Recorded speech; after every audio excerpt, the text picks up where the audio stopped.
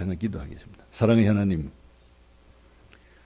우리를 사랑하시되 끝까지 사랑하시고 한 영혼이라도 진리 안에서 구원받고 하나님의 영광스러운 나라에 이르도록 하시려는 거룩한 주님의 뜻, 성령의 역사가 이곳 하나님의 교회 위에 날마다 임재하심을 믿고 감사드립니다. 부족한 종 나그네처럼 또 이번에 한 달 동안 이곳에 머물면서 성도들의 사랑과 관심과 기도를 함께 나눌 수 있도록 해주시고 또 담임 목사님 가정 주님께서 사랑해 주셔서 모든 성도들과 연합하여 믿음의 공동체 날마다 천국을 사모하고 천국의 영광을 바라볼 수 있는 복되고 아름다운 믿음의 공동체 되게 해 주옵소서. 부족한 종 하나님 말씀을 대언합니다. 하나님 말씀을 전가하는 도구로만 사용해 주옵소서. 예수 그리스도 이름으로 기도드립니다. 아멘.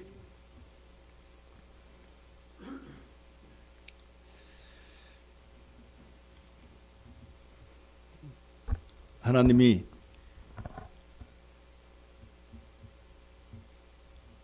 이 세상 만물을 창조하셨습니다.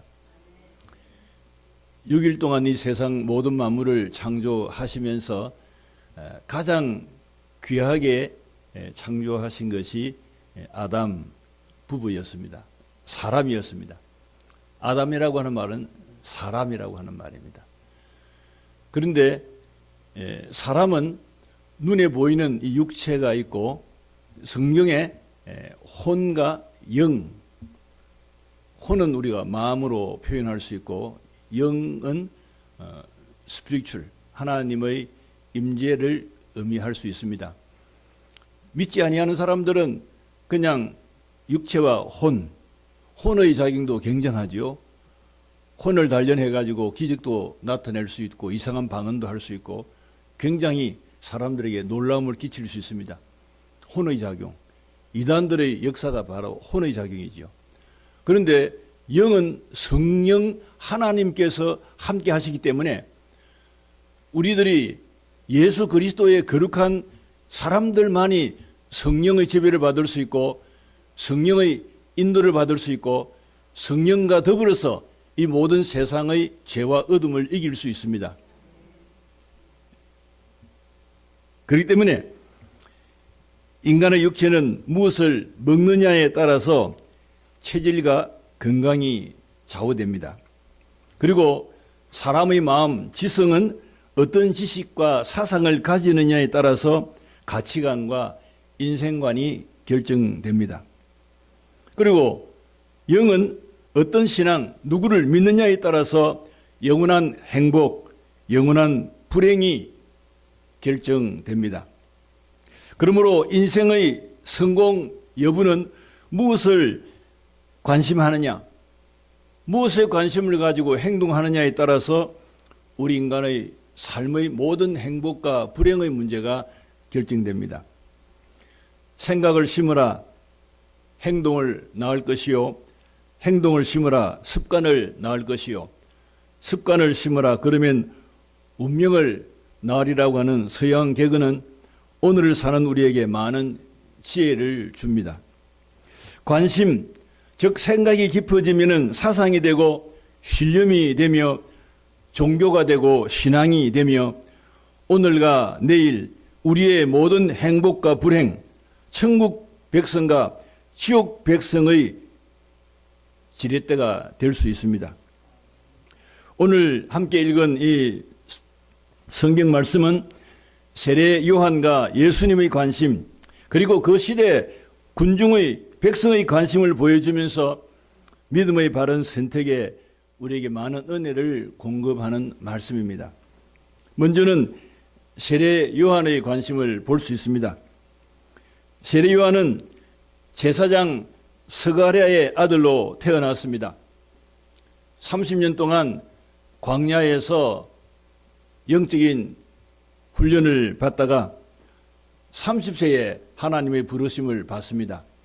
그리고 6개월 동안 주님의 길을 예비하다가 결국은 순교하는 신약 성경의 문을 연 인물이요, 구약 시대 마지막 예언자라고 볼 수 있습니다. 죄와 불의를 보고 잠잠할 수 없었던 강직한 세례 요한의 전도는 감옥에 갇힘으로써 끝이 났습니다. 헤롯 안디바가 로마에 갔을 때 동생의 아내를 꿰어 자기 아내를 버리고 그와 결혼한 것을 요한은 공공연하게 설교하면서 왕의 잘못을 지적을 했습니다. 그 결과 사해 근처 마키르스 산성에 있는 토굴 감옥에 갇혔습니다. 외로운 광야에서 부자유한 몸으로 생활하는 요한의 고통은 끝이 없었습니다. 그리고 자기 뒤에 오신 예수님이 메시아인 것을 그는 믿긴 했습니다.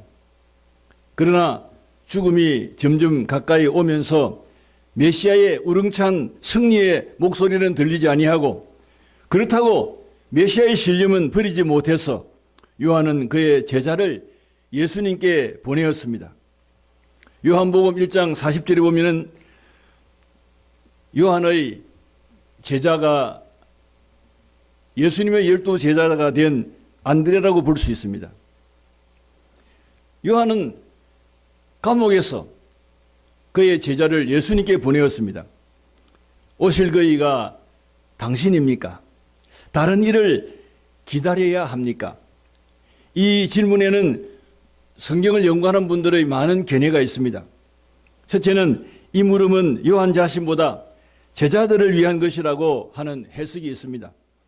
예수가 정말 메시아냐 하는 질문에 대해서 너희가 친히 가서 물어보라 할 수도 있습니다.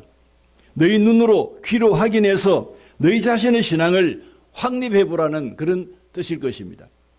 또 그 질문은 의심, 초조함으로 제자를 보내서 예수님께 한 질문일 수도 있습니다.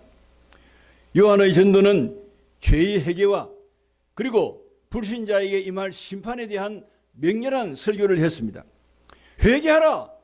천국이 가까이 왔다.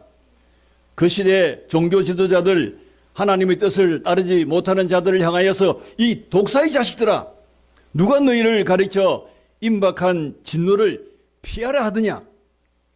악한 세상, 언제 예수님의 심판이 시작될 것인가 생각하면서 조급해했습니다. 그러나 예수님은 진노보다는 용서를 외쳤고 사랑을 외쳤습니다. 또 제자를 위해서 자신의 의심한 것보다 옥중에서 묵성한 결과 중대한 메시아 신념이 굳어져서 그 신념을 변증하기 위하여서 제자를 보내어서 그 질문을 받았다고 볼 수 있습니다. 이것은 실망보다는 오히려 희망의 질문이라고 할 수 있습니다. 이 해석을 종합해 보면은 세례 요한은 처음에는 광풍 같은 열심으로 그 시대에 죄를 회개하지 않는 자들을 독사의 자식이라고 외치면서 죄를 내리쳤지만은 이제는 옥에 갇혀서 부자유와 외로움으로 죽음만 기다리는 신세가 되었습니다. 간혹 제자들이 문안해주고 밖의 소식을 알려주는 것이 그 전부였습니다. 인간 요한의 마음이 흔들리고 그 관심과 진리의 표준이 흔들릴 때 그는 믿음을 되찾고 관심과 바른 태도를 하려고 하는 몸부림이라고 볼 수도 있습니다. 하나님은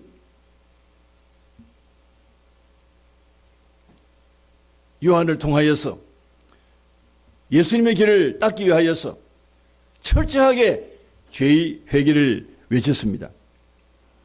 죄인의 멸망을 외쳤습니다. 예수님은 사랑과 용서와 화해를 외쳤기 때문에 요한의 기대와는 차이가 있음은 확실합니다. 그러나 요한의 관심은 그가 옥중에 있으면서도 자기의 죽음보다는 백성들을 생각했고 사랑하는 제자들을 생각했고 메시아 대망의 사상에 대한 그의 관심이 그의 가슴과 머리를 떠나지 않았습니다. 세례 요한은 그분 주님은 흥하여야 하고 저는 망해도 좋습니다. 그의 사랑하는 제자들이 예수님을 보고 예수님께로 그냥 갔습니다. 그렇지 않게 인간 요한은 그의 제자들이 예수님께로 가버렸을 때 얼마나 허전하겠습니까? 그렇지만은 요한의 가슴 속에는 그리스도 그분이 바로 메시아이고 내 제자들에게 내 백성들에게 용기를 줄 수 있는 분인 것을 확실히 믿었습니다. 예수님의 관심을 오늘 본문에 찾아볼 수 있습니다.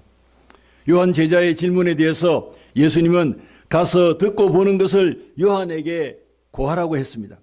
내가 하고 있는 일, 나를 통해서 일어나고 있는 팩트, 사실을 그대로 이야기하라고 했습니다. 맹인이 보며 못 걷는 사람이 걸으며 나병 환자가 깨끗함을 받으며 못 듣는 자가 들으며 죽은 자가 살아나며 가난한 자에게 복음이 전파된다 하라.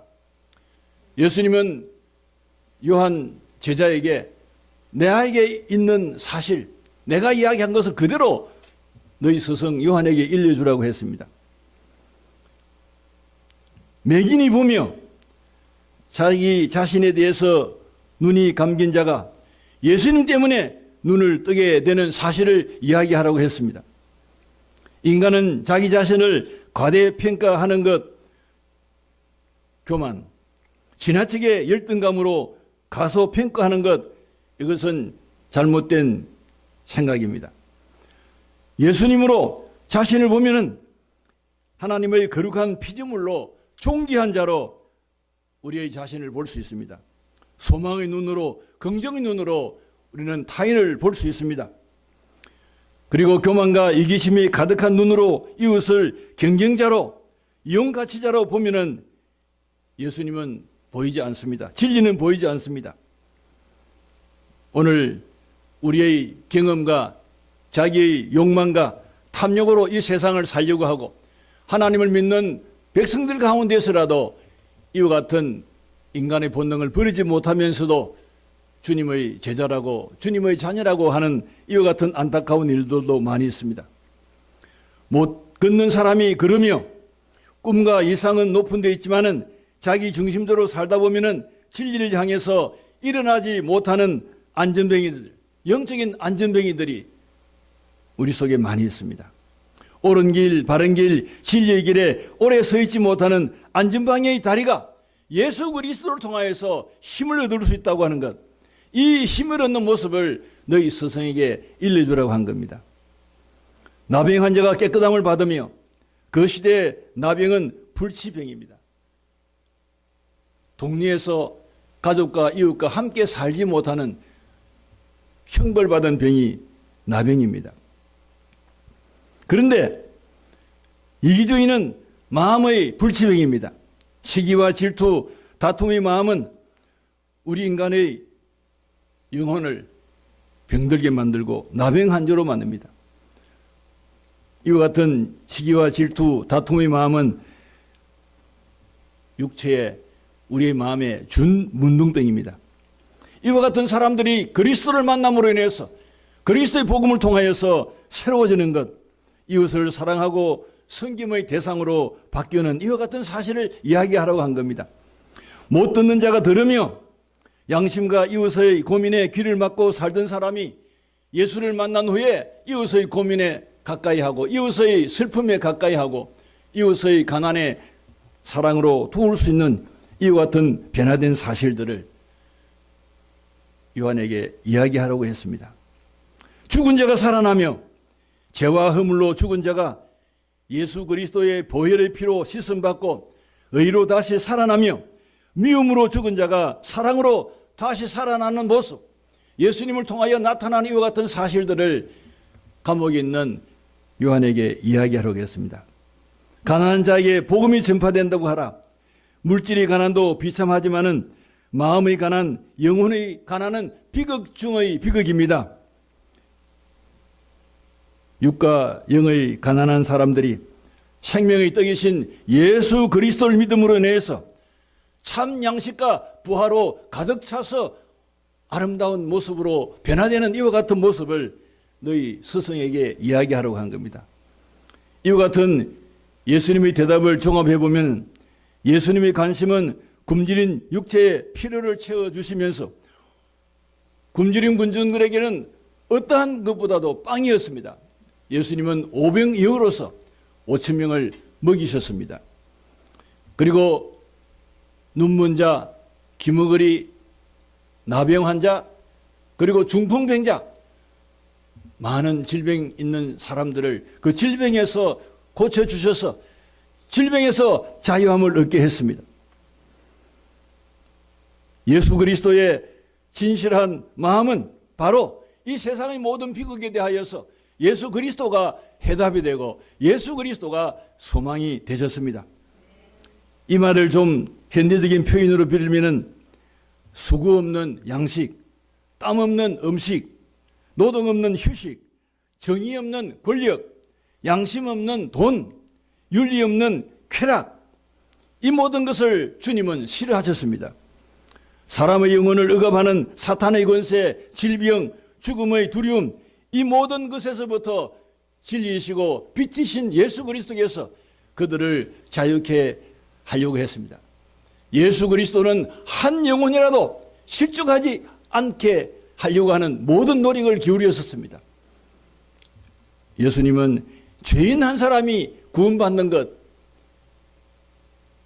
우리에 있는 99마리의 양보다도 잃어버린 찾은 양, 더 기뻐하신 주님의 마음이 그 비유에서 표현될 수 있습니다. 한 영혼이라도 멸망하지 아니하고 다 구원케 되는 것이 주님의 관심이고 주님의 소원이었습니다. 그 시대의 군중들, 백성들의 관심을 볼 수 있습니다. 시대의 풍조에 재빨리 이리저리 움직이고 있는 백성들입니다. 돈에 권력에 휘말리고 있는 그들입니다. 그들의 마음을 아시고 바람에 흔들리는 갈대냐 책망하셨습니다. 7절에 너희가 무엇을 보려고 광야에 나갔더냐? 바람에 흔들리는 갈대냐? 무엇을 보려 나갔더냐? 부드러운 옷을 입은 사람이냐? 부드러운 옷을 입은 사람들은 왕궁에 있느니라. 로마 정권이 무너지고 압박받는 민중이 해방을 받고 회복될 메시아 정권을 기다리는 모든 백성들은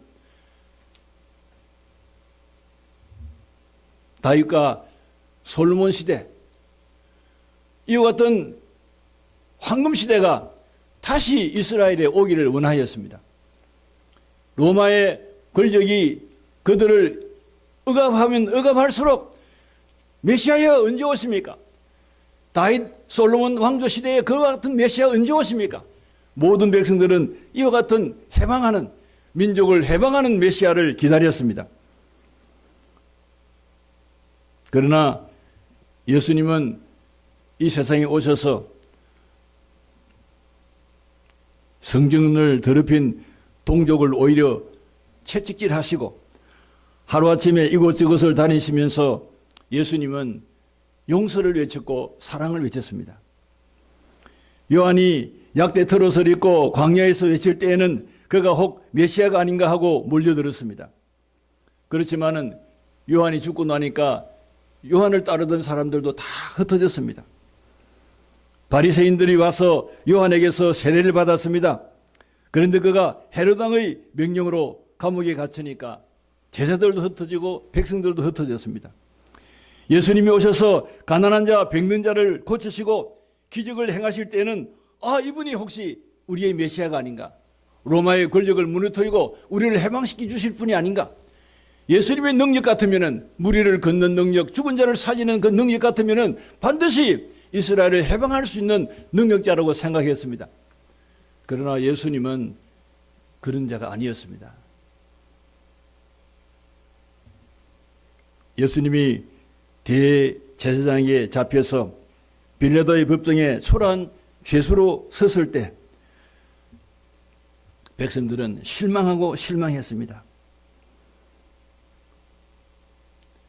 로마의 총독도 예수를 죽일 죄가 없는 것을 알고 예수를 살리려고 애를 썼습니다. 마지막에는 감옥에 있는 반역자요, 죄수, 살인자 바나바를 내세워서 이 사람 같으면은 예수를 놓아주겠지. 그렇지만은 제사장에게 충동을 받은 백성들은 주먹을 쥐면서 예수를 죽이시오, 예수를 죽이시오 했습니다. 바라바는 놓아주시오, 살인자를 놓아주시오, 예수를 죽이시오 했습니다. 마태복음 27장 25절 보면은 백성이 다 대답하여 이르되 그 피를 우리와 우리 자손에게 돌릴지어다. 예수 그리스도의 억울하게 죽인 그 피를 우리와 우리 자손들에게 돌리소서. 이스라엘 백성들이 빌라도 법정 앞에서 그렇게 고함을 쳤습니다. 빌라도의 법정 앞에서 이스라엘 백성들이, 군중들이 외친 말, 그 피를 우리와 우리 자손에게 돌리소서. 말은 함부로 하면 안 됩니다. 말과 행동에는 책임이 따릅니다. 열매가 나타납니다. AD 70년 로마의 티토 장군에 의하여서 이스라엘 백성들은 처참하게 짓밟혔습니다. 그냥 어린아이를 업은 부녀자들을 내둥덩이 쳤습니다. 피투성이었습니다. 110만 명의 유대인들이 로마인들의 군하에 짓밟혀 죽었습니다. 그리고 살아남은 사람들은 각국으로 흩어졌습니다. 2차 대전 때 독일 히틀러 정권에 의하여서 600만 명의 유대인들이 학살되었습니다. 그리고 지금도 반유대주의, 이스라엘을 싫어하는 사람들은 계속해서 이스라엘을 괴롭히고 유대인들을 죽입니다. 지난 토요일 10월 27일 펜실베니아 주의 한 유대인 회당에서 토요일 날 2명의 어린아이에게 할례식을 하고 있었는데 백인 바우어스라고 하는 백인이 총을 가지고 와가지고 유대인들 예배당에 예배하는 모든 사람들을 총으로 갈겼습니다. 11명이 죽었습니다. 6명이 중상을 입었습니다. 그러면서 이 백인이 하는 말은 모든 유대인은 죽어야 한다. 모든 유대인들은 사탄이다. 대단하게 음산한 말입니다. 우리는 왜 유대인들을 그렇게 계속해서 핍박하는지 알아야 됩니다. 왜 유대인들은 이와 같은 정우를 받습니까? 1300년 전 마호메트이 세운 이슬람은 그들의 경전 코란에 유대인들을 저주하고 있습니다. 제가 코란 한국어로 번역된 책을 사서 도대체 이슬람이 왜 그렇게 이스라엘을 괴롭히는가, 이 코란경을 좀 읽었습니다. 16억 이슬람은 하루에 5번씩 메카를 향해서 무릎을 꿇고 기도합니다. 오늘 우리가 사도신경을 외웠는데 이 16억의 이슬람 신도들은 기도할 때마다 이 코란경 1장 1절부터 7절을 암송을 합니다.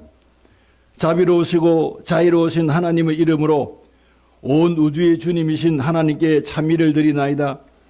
그분은 자애로우시고 자비로우시며 심판의 날을 주관하시는도다. 우리는 당신만을 경배하오며 당신에게만 구원을 비노니 저희들을 올바른 길로 인도하여 주옵소서. 이것이 6절까지입니다. 7절에 그 길은 당신께서 축복을 내리신 길이며 노여움을 받은 자나 방황하는 자들이 걷지 않는 가장 올바른 길이 옵니다. 여기에 함정이 있습니다. 이 코란경 밑에 주의를 달아놨어요. 노여움을 받는 자는 구약시대 율법을 어긴 유대인들, 그리고 방황하는 자들은 신약시대 예수님을 거역한 유대인들, 이 모든 16억의 이슬람 사람들은 하루에 5번씩 이것을 외웁니다. 그 길은 당신께서 축복하신 내린 길이며 노여움을 받은 자, 구약의 유대인들, 방황하는 자들, 신약의 예수를 배반한 유대인들, 그들이 걷지 않는 길을 가장 올바른 길이 옵니다. 자기들은 이 유대인들처럼 그 길을 걷지 않는다는 거예요. 은근하게 유대인들을 저주합니다. 그러므로 이슬람 교도들은 이맘, 그들의 선교자들, 우리 개신교 목사들이, 이맘들이 계속해서 가르칩니다. 그들의 천국관은 아주 세속적인 천국관입니다. 그냥 자살 테러해가지고 죽어도 자기들이 알라 신을 위해서 죽은 것이면 천국에서 아주 유유적절하게 부자로 쾌락을 느끼며 살 수 있는 것이 이슬람들의 천국관이에요. 세속적입니다. 그렇기 때문에 자살 테러하고 자기의 몸을 바치고 이래 하면은 나중에 천국 가서 아주 영광을 누린다는 그런 하나의 천국관입니다. 그렇기 때문에 이슬람의 작은 적은 이스라엘이고 이슬람의 큰 적은 이스라엘을 돕고 돌보는 미국입니다. 미국을 향해서 계속 테러하는 것은 이 사람들의 신앙이고 고백입니다. 유대인들은 죽어야 돼. 모든 유대인들은 죽어야 돼. 저주받아야 사탄이야. 그리고 이스라엘을 돕고 옹호하는 미국 죽어야 돼. 9.11 테러가 그런 것이죠. 계속해서 지금 미국을 공격하는 이슬람 사람들은 그거예요. 그들 신앙이에요.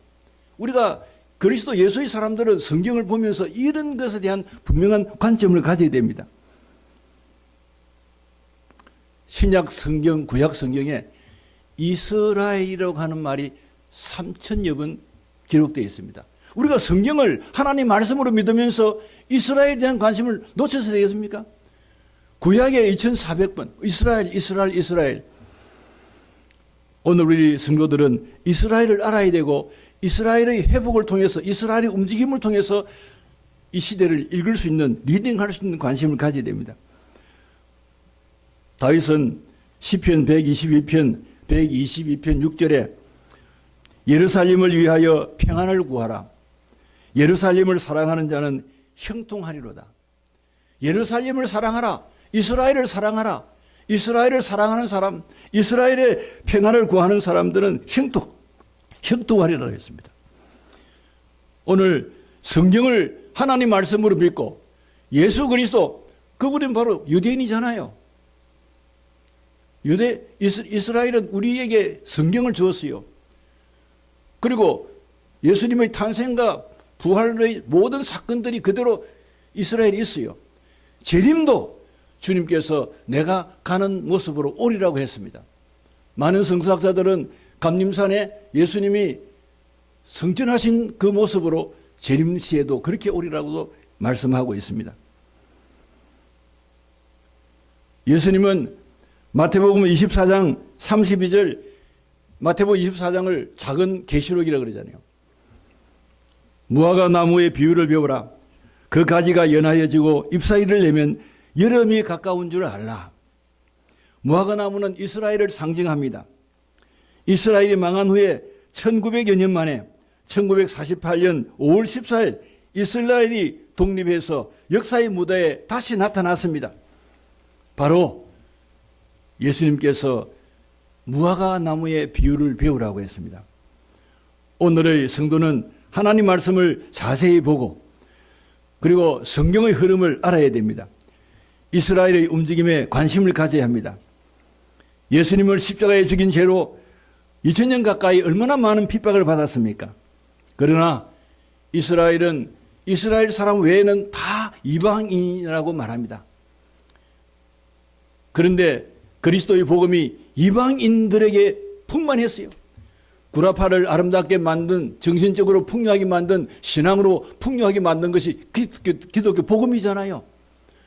이스라엘 사람들은 핍박을 받으면서 구라파에서 기독교가 풍성한 것에 대해서 의아심을 갖습니다. 그러나 지금은 다릅니다. 지금은 이스라엘이 독립된 지 70년입니다. 1948년 때에는 외국에서 예수를 믿던 사람들이 이스라엘에 살았습니다마는 지금 70년 만에 이제는 그리스도 복음을 믿는, 예수를 믿는 사람들이 지금 20만 명이 넘었다 그럽니다. 하나님의 마음이 급하십니다. 이스라엘 백성들, 유대교로서는 복음을 믿을 수가 없습니다. 유대교로서는 안 됩니다. 예수 그리스도라야만 됩니다. 지금 이스라엘에 복음의 회복이 일어나고 있습니다. 굳게 닫혀서더랍니다. 교회를 부수고 예수 믿는 사람을 핍박하던 유대인들이 이제는 점점 복음으로 다가오고 있습니다. 하나님 뜻입니다. 이제 이 시대의 마지막이 가까운 줄을 이스라엘의 움직임을 통해서 이스라엘이 회개하는 것을 통하여서도 우리는 알아야 합니다. 예수님의 재림 전에 인류 3분의 1이 죽는 3차 전쟁 아마겟돈 전쟁이 있다고 말했습니다. 우리가 계시록을 분명히 보면은 이 아마겟돈 전쟁 인류의 3분의 1이 죽는 이 무시무시한 전쟁이 바로 이스라엘을 중심으로 일어난다고 하는 것이 성서 해석자들의 그냥 중론입니다.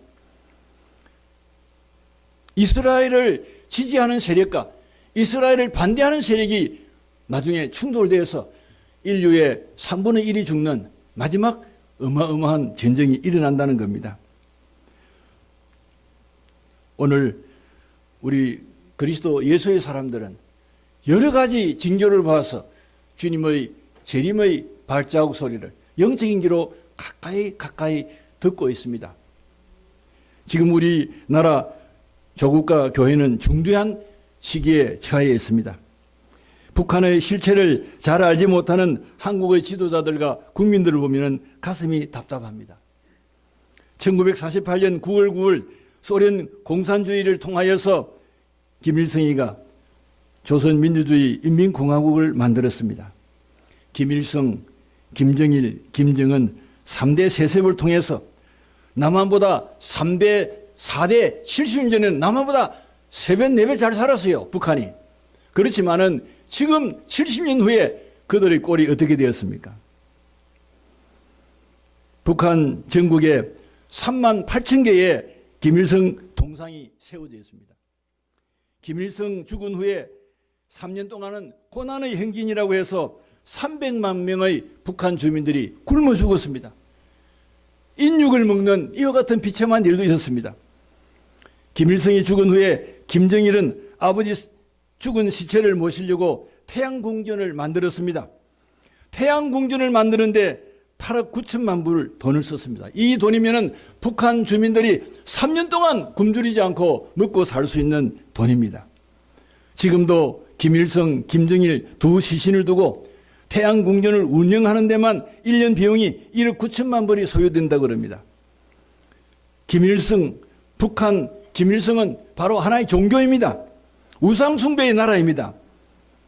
자연재해인 지진과 해일과 태풍과 가뭄이 왜 우상숭배의 나라에 계속 치명타를 줍니까?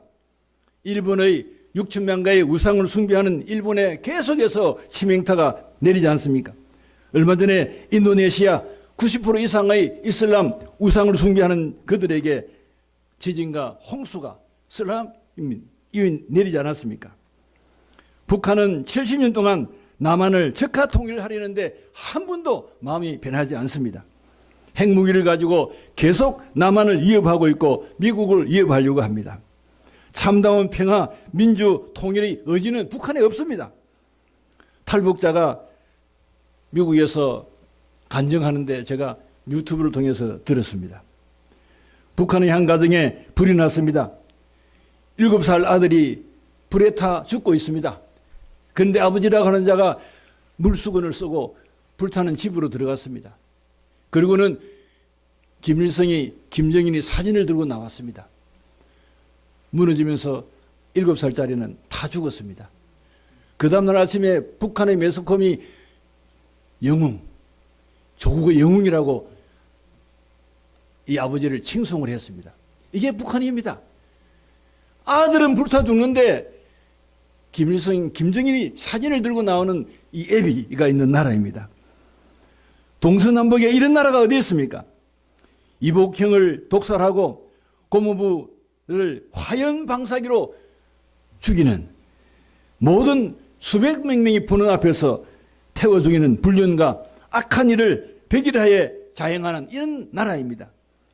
어떻게 평화 공존의 파트너로서 우리가 생각할 수 있습니까? 오늘 하나님을 믿는 주의 백성들이 정말 우리 조국 땅을 위해서 걱정해야 되고 기도해야 합니다.